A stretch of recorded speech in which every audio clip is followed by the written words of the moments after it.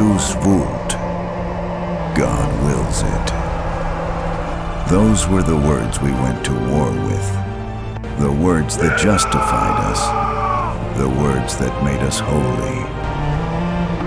But what happened in Acre? God cannot have wanted that. What kind of God does such a thing? But back then, I followed the king. I thought I was following God. I was wrong. My name is William. I was a barber surgeon in Kent. A simple life. A good wife. Enough bread on the table. Then, in the summer of 1189, I heard the call. The priest spoke of Jerusalem, of the Holy Land stolen by the devil Saladin. He spoke of knights who would fight, and of men like me who would heal. God needs you, he said. I believed him. My wife cried when I left. She begged me to stay. I comforted her. God will protect me, I said. I'll be back. I was a fool. The crossing took weeks. I prayed every day. For my wife, for myself, for the righteous people I would heal. I imagined how I would save wounded knights, how God would work through my hands. I didn't know what awaited me. We reached Acre in late summer 1189. I had never seen so many people. Thousands of Crusaders from all over Europe. Germans, French, English. The heat was unbearable. The dust burned my eyes. The stench of people and horses was everywhere. And in the middle of it all, Richard the Lionheart, King of England. I saw him for the first time as he rode through the camp, tall, proud, fearless. His chainmail glistened in the sun. I thought, this is God's warrior, the man who would recapture Jerusalem. I set up my field hospital, a tent, a table, my instruments. I waited for the first wounded. I didn't have to wait long. My first patient died on my table, an arrow wound in the chest. I did what I could. It wasn't enough. God has taken him, I said to myself, but the next one died too, and the next, and the next.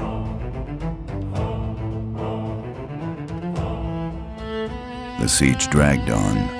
Months turned into years. I saw more dead bodies than living ones.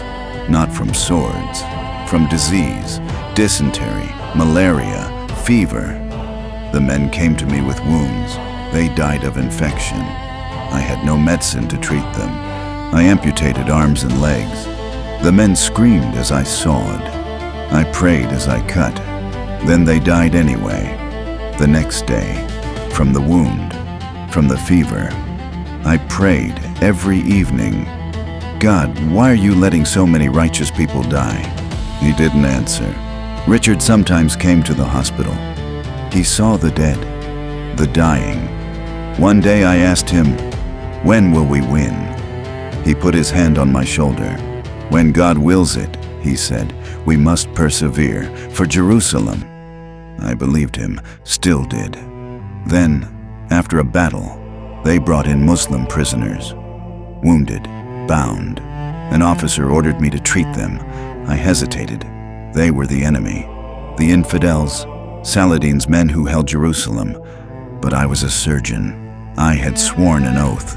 One of them was young, no older than 20. An arrow wound in his shoulder. I removed the arrow. He didn't scream. He gritted his teeth and endured the pain. I bandaged the wound. He looked at me. There was no hatred in his eyes, only gratitude. That irritated me. I had expected, I don't know, hatred perhaps, contempt, but not that. On July 12th, 1191, Acre fell after 2 years of siege. Richard personally led the final assault. I saw him at the forefront, fearless. The city surrendered. We had won. God had heard us. There was jubilation everywhere. The men embraced each other. They wept with joy. I thought, finally, it's over. Now we can go home. But I was wrong. It had only just begun. After the fall of Acre, the Muslim prisoners remained in the camp. 2,700 men, bound, guarded.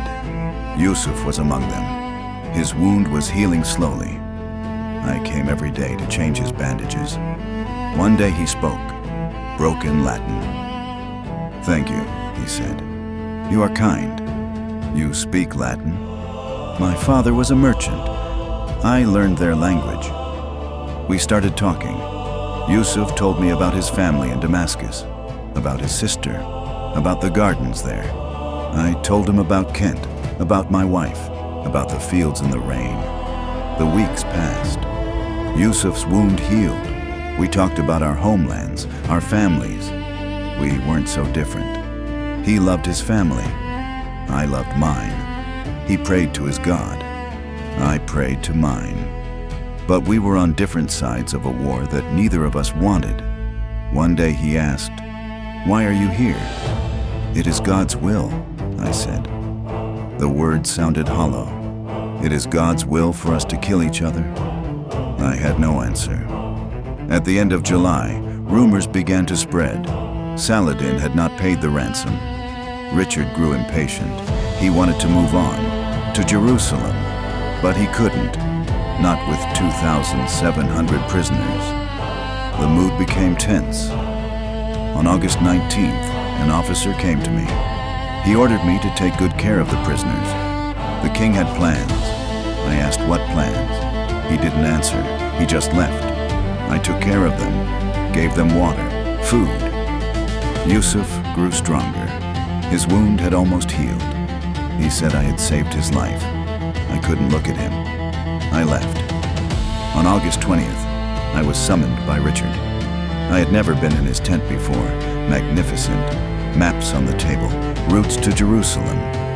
He sat there, studied me, for a long time. Then he said it. The prisoners would be executed. Today, all of them. 2,700 men. I didn't understand. They had surrendered. They were unarmed. Richard explained it coldly. Saladin had not paid the ransom. The prisoners were a burden. He had to move on. To Jerusalem. I tried to argue.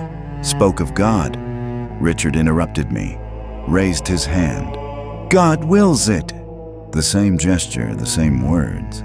But now I understood. It wasn't God's will. It was Richard's will. God was just the excuse. I left his tent. Went back to the prisoners. To Yusuf. All over the camp, soldiers were preparing. Sharpening their swords. Talking quietly to each other. They all knew what was coming. Yusuf sat there, carving something out of a piece of wood.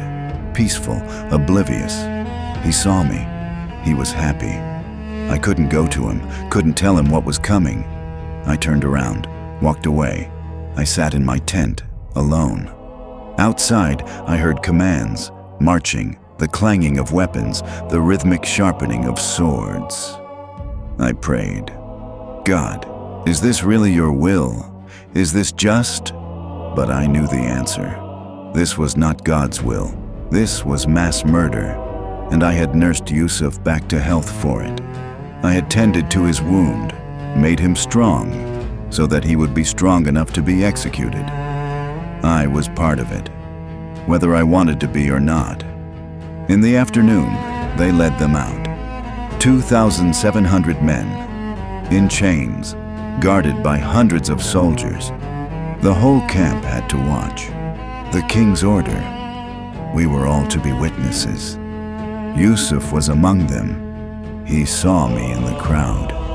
Thought I had come to stand by him. He didn't know that I had prepared him for death. I lowered my gaze. They took them to a field outside the camp. They made them kneel, all at once, in long rows. Yusuf knelt in the front row. I could see him. He looked up at the sky, prayed to his God, to Allah. The executioner stepped behind him, raised his sword. I wanted to look away, but I couldn't. I closed my eyes.